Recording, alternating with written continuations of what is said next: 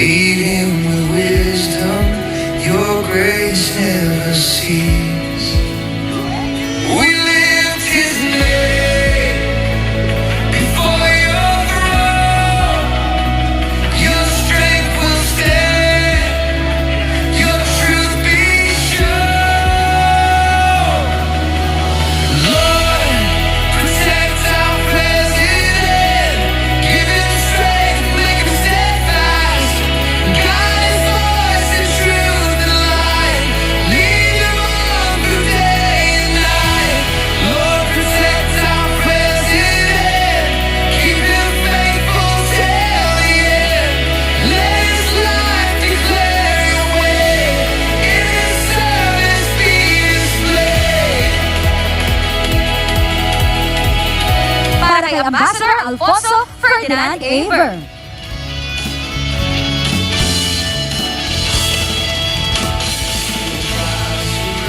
Mahal na Pangulo, Ferdinand R. Marcos Jr., First Lady Marie Luis, Araneta Marcos, mga magigiting ng miyembro ng gabinete, sa lahat ng bumubuo ng Philippine Delegation, mga kagalang-galang na panauhing pandangal, kasama ang daan-daan at kasama pa yung mga sinerbisyo kanina. Daan-daan kabayan narito ngayon, ako ay bumabati sa inyo ng isang mainit na Assalamualaikum, Masal Khair wa Alang Wasalan di UAE. Peace, greetings of peace, good evening, and welcome to the UAE. Mga kababayan, sa paanyaya, Pangulo ng UAE, His Highness Mohammed bin Zayed Al Nahyan, nakilahok ang ating Pangulo sa 2026 Abu Dhabi Sustainability Week at ang Zayed Sustainability Awards upang talakayin ang mahalaga at napapanahong issue ng environmental sustainability, food security, water, climate, at iba pang mga issue na napapanahon sa atin ngayon. Sa kanyang mga pakikilahok, itinampok ng ating Pangulo ang ating bansa bilang importanteng bahagi ng mga tagapagsulong ng mga solusyon sa nararanasan ng ating krisis sa klima. Narito ang Pangulo upang samahan ng UAE at ipakita sa mundo na bahagi tayo sa paghahanap ng mga solusyon sa pagsugpo ng climate change, katulad na lamang ng pagsulong at pagpapaigting ng paggamit ng renewable energy sa Pilipinas. Ipagpulong din siya kay President Mohammed bin Zayed Al Nahyan, their second meeting in just 14 months upang higit pang pag-igtingin ang relasyon ng ating dalawang bansa.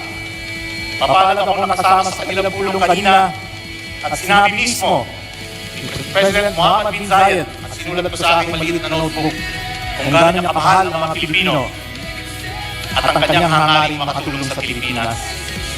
Sabi niya, we are very lucky to have your people, you the Filipinos. UAE is very lucky to have you here. And it's not an empty statement. Proof is that when he said, we allow you into our hospitals, we allow you into our homes and in critical services. That is proof of how they trust us and how they are loyal to us. Kaya dito sa bansang ito, inirespeto, ginagalang at minamahal kayong mga Pilipino. Kasama ng gabinete, kanya rin sinaksiyan. Kasama ng kanyang katuwang ang pagpapatibay ng dalawang makasaysayang kasunduan, ang Comprehensive Economic Partnership Agreement, ang SIPA na tagal natin hinintay, at ang Defense Cooperation Agreement na siyang lalong magpapatibay sa malalim na relasyon ng ating mga bansa at kamakailan lamang ay nagdiwang ng 50 years of diplomatic relations. Ang SIPA ay tiyak na magdudulot ng mga konkretong benepisyo, positibong ambag at ramdam na ginhawa sa ating mga Pilipino, lalo na sa sektor ng ekonomiya, negosyo at pamumuhunan.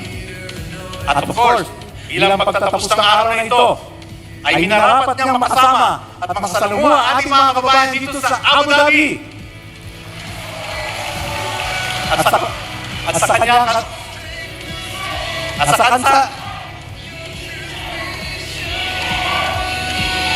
sa serbisyo karaban, tunay at tapat niyang pinatunayan ang hangaring ilapit at ipadama ang serbisyo, makabagong serbisyo ng ating pamahalaan sa inyo, mga ating mga kagabayan, at kung saan man kayo sa mundo. Kaya kung kaya sa inyo pong pagdalaw, mga ng Pangulo, Ngayong gabi, nag-uumapaw po sa tuwa ang inyong mga kababayan dito sa UAE.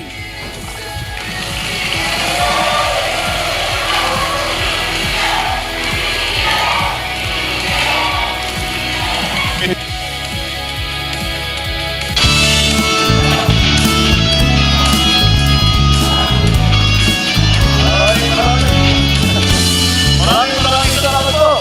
Thank you po. Maraming salamat sa ating Department Secretary, Department of Foreign Affairs, Secretary Des Lazaro, sa kanyang pagpakilala. Papakilala ko na rin po yung ating mga kasamahan dito na ibang mga opisyal na kasama namin dito sa pagbisita namin sa Abu Dhabi. At nandiyan po ang namumuno ng Departamento ng Pamahalaan na Cabinet Secretary na ang trabaho niya ay lahat ay para sa inyong mga overseas workers. Ang ating Secretary ng Migrant Workers, Secretary Hans Kakdak. Tapos po, siguro nakita niyo man po itong pinadisplay namin. Ito po yung ating app na ginagawa para yung ating mga kabayan sa Pilipinas at kayo po na nandito sa abroad ay hindi na kailangan pumupunta sa mga opisina. Lahat po ng pangailangan ninyo sa ating pamahalaan ay kaya nyo nang gawin dito sa ating eGov app na kinakalat po natin. Pag binuksan po ninyo yan, pwede na po kayong pumunta sa lahat ng kahit anong departamento sa kabinete, lahat ng departamento sa pamahalaan upang gawin kung ano pa ang kanyang pangangailangan. Hindi nyo na po kailangan pumunta sa opisina, hindi nyo na po kailangan pumunta ng Maynila para palakarin ng mga papeles ninyo. Yan po ay ginawa ng ating Department of Information and Communication Technology. Nandito po, Secretary Henry Aguda ng DICT. Andito rin po ang isa pang opisyal na ang kanyang trabaho po ay para ulit sa ating mga minamahal na kababayan ng OFW. Andito rin po ang Overseas Welfare Administration Administrator, PY Kaunan. May fans ka lang pala si PY. Nagdala ng pala eh. At siyempre, pati kilala niyo naman po ang ating Philippine Ambassador. Philippine Ambassador ang tumutulong po sa atin dito po sa UAE. At malaki pong tulong na ginagawa niya dahil po tinatrabaho niya ang pagsasama-sama ng UAE at saka ng Pilipinas. Siya po ang Special Envoy of the President to the UAE for Trade and Investment, Maria Ana Katrina U. Pimentel. Siya po ang asawa ni Senator Coco Pimentel, kaya tumutulong po sa atin. Special Envoy din ng Pangulo to the UAE for Culture and Arts naman, ang Special Envoy natin, Special Envoy Karen Santos. At iniiwan ko na sa huli siguro yung pinakamahalaga sa lahat. Ang ating First Lady po, First Lady Lisa Araneta Marcos. Ang aking mga kasamahan sa gobyerno, mga minamahal kong kababayan, ladies and gentlemen, magandang gabi po sa inyo lahat. Lagi po, kapag ako'y bumabiyahe at nagkakaroon po tayo ng kaunting pagsasama dito sa ating tinatawag na visit to the Filipino community, ay nagagalak po kami lahat na makita po kayong lahat. Dahil po, nagbibigay ng karangalan sa ating bansa, kayo po ang nagbibigay ng karangalan sa ating bansa pamamagitan ng inyong kontribusyon sa United Arab Emirates. Sa magandang ehemplo na inyong ipinakita sa inyong trabaho, sa inyong mga kapwa Pilipino, sa pamahalaan ng UAE, sa iba't ibang mga lahi na naninirahan dito, at sa kontribusyon na inyong ibinigay sa ekonomiya sa ating minamahal na Pilipinas. Alam niyo po, tayo ay nandito po ako.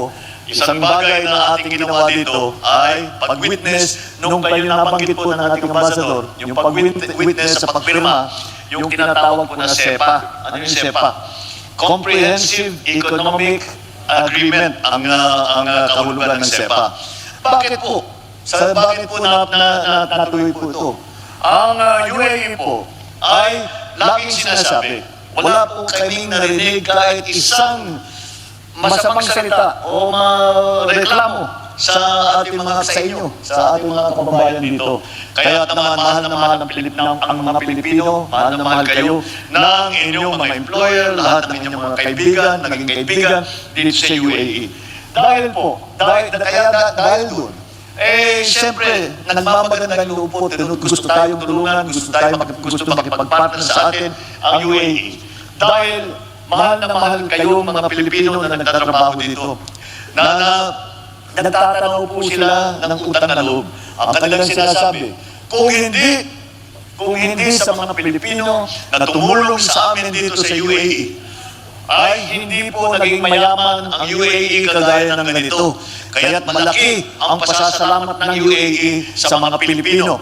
At kagaya ng aking sinasabi, kagaya ng dati, kayo ang nagdadala ng dangal sa Pilipinas. Kaya you are the source of pride and honor of our country. Kaya sa pagbisita natin dito, siguraduhin na kayo lahat ay nasa mabuting kalagayan dito sa UAE na inyo pang tinutulong ng pangalawang tahanan sa labas ng ating bansa. Today, the United Arab Emirates is home to one of the largest Filipino communities in the Middle East. Magwa 1 million. Nag-1 million na yata ng Pilipino dito sa UAE. Nagsimula po sa Dubai, hanggang dito na sa Abu Dhabi, at nakakalat na po sa buong United Arab Emirates. At mula sa umpisa pa lang, mula noong 1971, ang mga Pilipino ay nandito na at tumutulong sa pagpaganda ng ekonomiya at ng bansa ng UAE.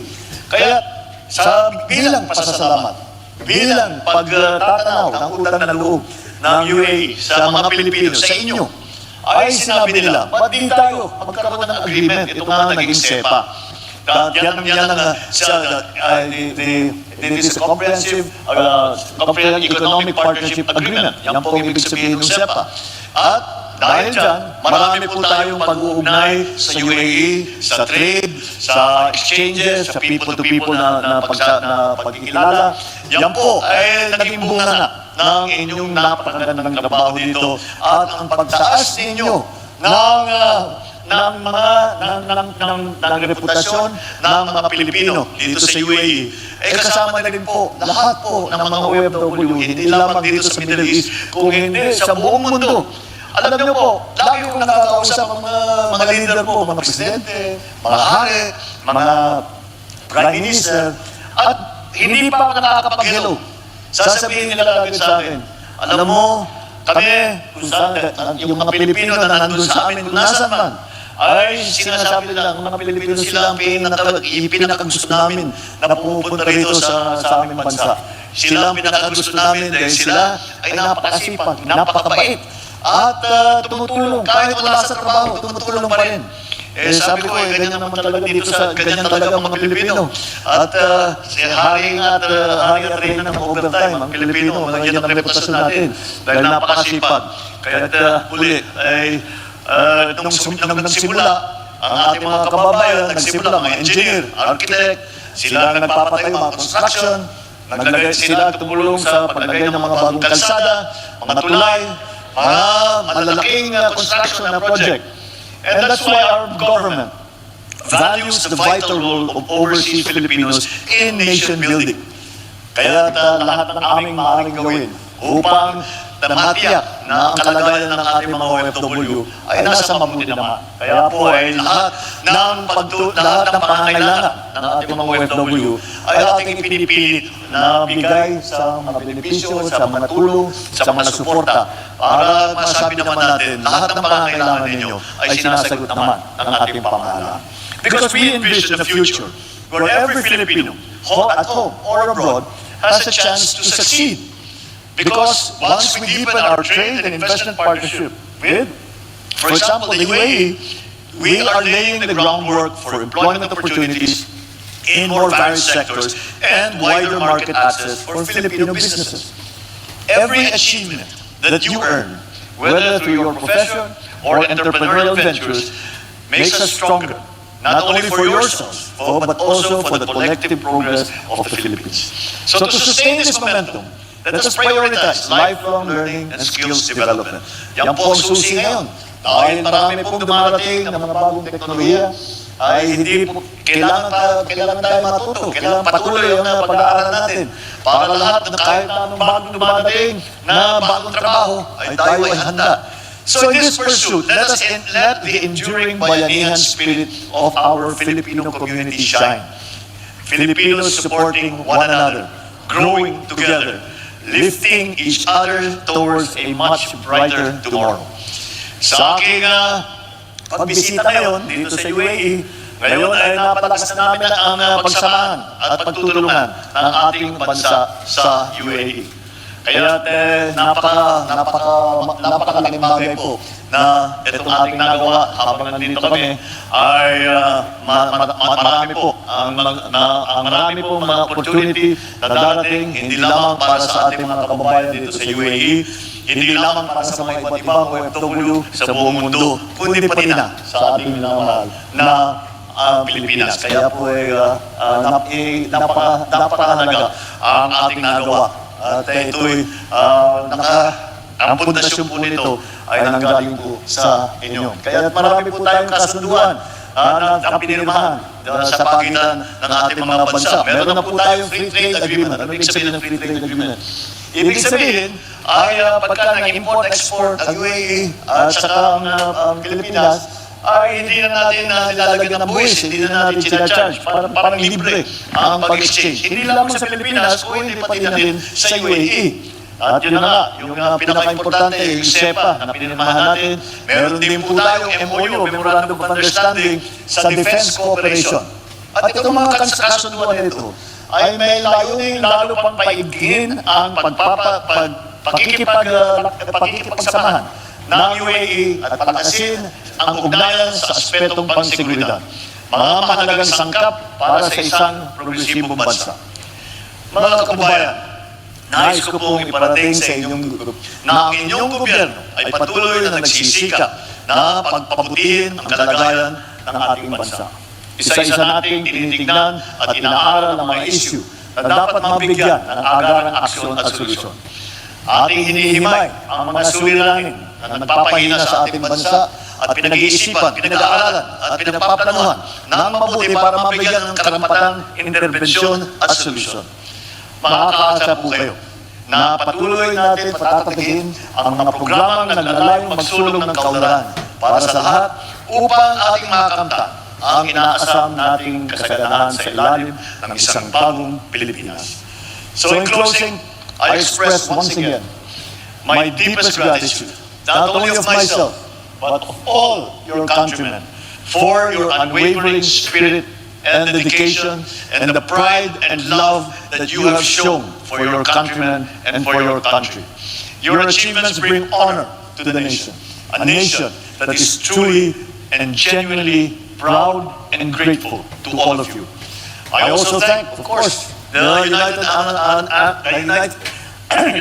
Emirates for being a benevolent sponsor to all of you. Kaya po, huwag po natin makakalimutan, lahat po ito ay para sa pagpaganda ng buhay ng ating mga kababayan at ang pagpaganda ng ating minamahal na bansang Pilipinas. Mabuhay po kayo! Mabuhay ang manggagawang Pilipino! Mabuhay ang mga Pilipina, ang bagong Pilipinas! Magandang gabi po sa inyo lahat! Maraming salamat po!